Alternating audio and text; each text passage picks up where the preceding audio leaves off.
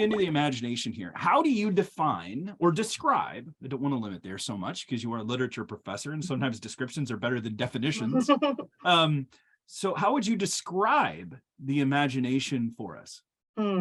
That's such a good question. And if this book if this were an academic book or a more narrowly focused book, it might be more accurately titled The Evangelical Social Imaginary, but like nobody knows or cares what a social imaginary is, even though I define it in the book, right? So when that's why the subtitle is important, how stories, images, and metaphors created a culture in crisis, because it is about the stories, images, and metaphors that shape and form us. And so in the early stages of writing this book, and that was the working title that the publishers eventually went with. And when I would mention my working title as the Evangelical Imagination, people would be like, "Oh, a book about C.S. Lewis and Tolkien." And I was like, no, I mentioned them. I know. It's like, and another thing that has happened through my entire life, and I'm going somewhere with this, believe me, in relationship to your question, is when people would find out that I'm a Christian and an English professor, they would say, "Oh, I love Tolkien too." And I'm like, I've never even read Tolkien. Like, I just read like 18th and 19th century literature. I mean, so I've read a little bit of Tolkien now, but it's just, so Christians generally, especially evangelicals, I'm speaking in broad terms here, generally neglect the imagination in the modern era. But when we think about imagination, we still have these like very rigid, small boxes. Lewis and Tolkien, that's imagination, right? No, there's much more than that. And so I go at great lengths to explain this in detail in the book. But the imagination is it's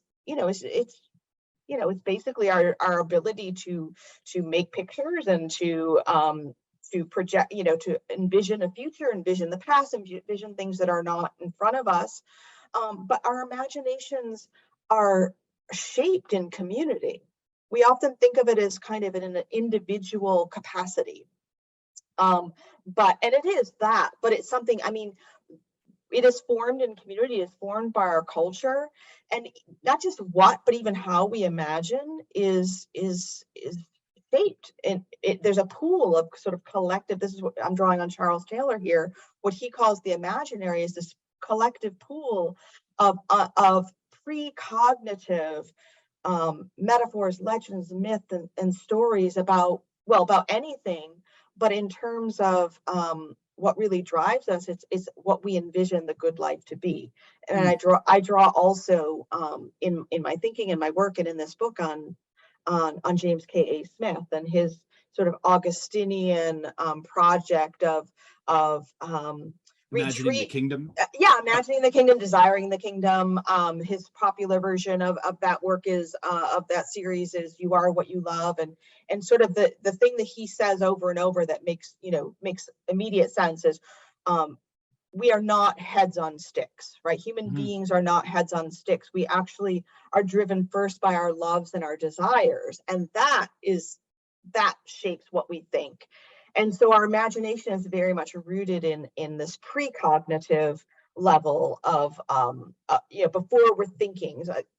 And again, to just kind of back up, I'm a big biblical worldview person. Like growing up in a Christian home, being a Christian from a young age, it wasn't really until I discovered biblical worldview thinking when I was actually in my 20s that my faith came alive for me. And I love biblical worldview. But again, I love biblical worldview because I love thinking about things. I love analyzing things. I love really being conscious and intentional about making decisions and going through my life. I'm overdo that a lot, but and so biblical worldview is actually my love, and that's not everyone's love. So when I discovered the work of Jamie Smith, I realized he's absolutely right. Like, we are driven first by our desires and our loves, and if you don't love just overthinking everything, then you're going to be driven by something else, and we don't always recognize what that is. And the imagination is a big part of that.